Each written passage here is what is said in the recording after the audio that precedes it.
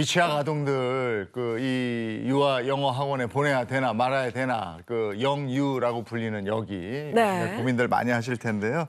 유아 영어 학원 어떤 곳입니까? 네. 보통 이제 영어 유치원이라고 흔히들 이야기하는데요. 이건 잘못된 표현이고요. 네. 네, 정확히는 유아를 위한 어학원입니다. 네, 영어학원에서 유치원이라는 표현을 사용하는 것은 불법이고요. 학원이고 사교육기관입니다. 그러다 보니 당연히 학습적인 부분이 강조되죠. 예, 그래서 학습식이냐, 놀이식이냐, 절충식이냐 또 구분이 되는데 기본적으로는 이제 공부를 많이 시킨다. 예, 돈을 많이 받으니까. 네, 이렇게 이해하시면 됩니다. 아니 어떻게 교육이 이루어지는지 어떤 식으로 운영이 되는지 정말 궁금해요. 뭐 딱 이제 그 어학원에 가면 한국어를 아예 못 쓰나요? 환경이 어떻게 되어 있어요?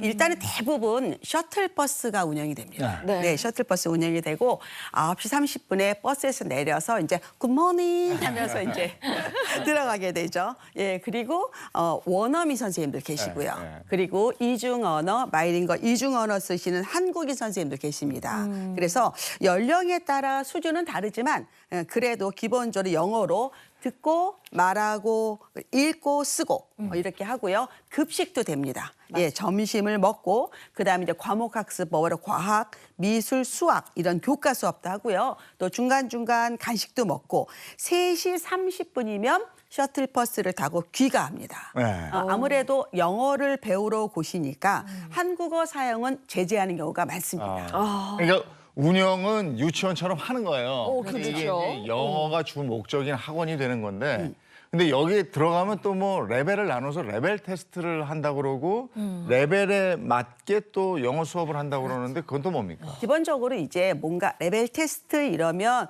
더 가고 싶어지잖아요. 그런 것처럼 이게 영어 수업이다 보니까 어릴 때 집에서 공부한 애와 처음 오는 애랑은 다르죠. 네. 그래서 이제 테스트를 통과한 아이만 합격을 하고 합격한 상태에서 반을 나누기도 합니다. 네. 그래서 레벨 테스트는 알파벳 쓰기나 철자와 발음을 이해하는지 보고요.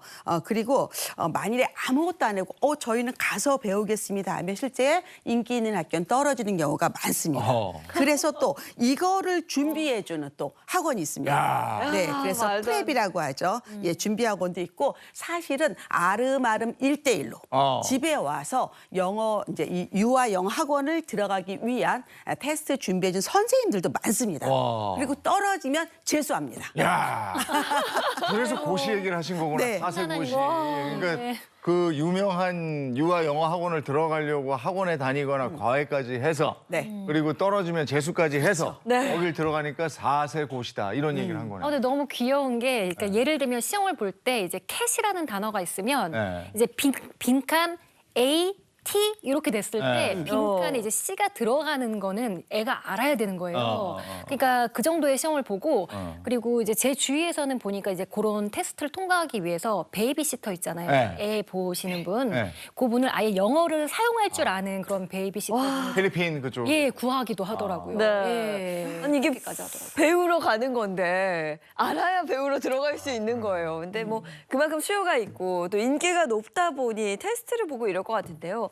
우리나라 이 유아 대상 영어 학원 지금 어느 정도에 있을까요? 네.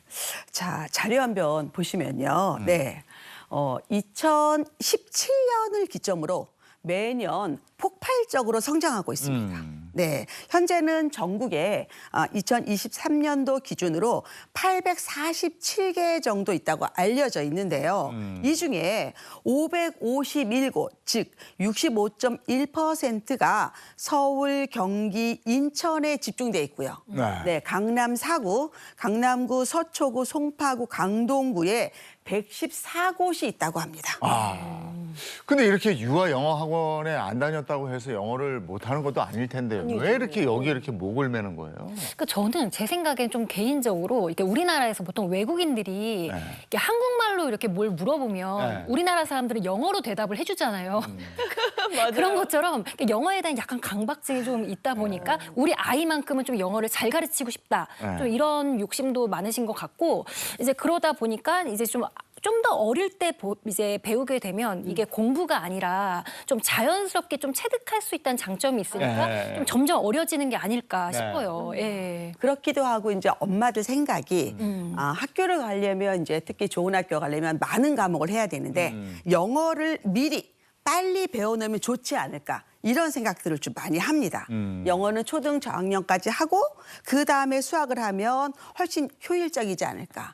그래서 초등 입학 전에 하루에 뭐 5시간, 6시간씩 영어를 집중적으로 배우면 잘할 거라고 생각하고 비싼 비용을 지불하는 거죠. 그런데 일부는 엄마가 집에서 하는 엄마표 영어가 있습니다. 그런데 이게 상당히 힘들거든요. 아, 그렇죠. 예, 그렇기 때문에 대부분의 처음에는 아주 창대하게 시작을 하지만 점점 스트레스를 받아서 기승전 영어 학원으로 흐르는 경향이 있습니다. 네. 방금 샤론 쌤도 말씀하셨지만 비싼 비용 이게 굉장히 비싸다고 저도 알고 있거든요. 비용 한번 알아볼게요. 지난 6월 말 기준인데 유아 대상 영어 학원 745곳 중에서 월 학원비가 100만 원 이상 200만 원 미만인 곳이 407곳, 200만 원 이상 300만 원 미만인 곳이 34곳, 300만 원 이상인 곳도 2곳이다 이럽니다. 평균을 내면 월 143만 원 정도가 되는 셈이에요. 그게 정말 이게 사실 어쩌다 한 번 내는 게 아니라 이게 달달이 매달 저 돈이 들어간다고 생각하면 이게 부담이 정말 많이 되는 돈이고 또 애가 뭐 하나인 경우도 있지만 뭐 둘, 셋인 경우도 있는데 그러면은 이제 정말 부담이 커지는 거라 이제 엄마 입장에서는 이제 돈이 그만큼 들어가니까 좀 이제 아웃풋도 이제 뭔가 자꾸 기대를 자꾸 할 수밖에 없는 거예요. 근데 200만 원이라고 잡는다면 네. 아이가 둘이면 400. 셋이면 매달. 그렇죠.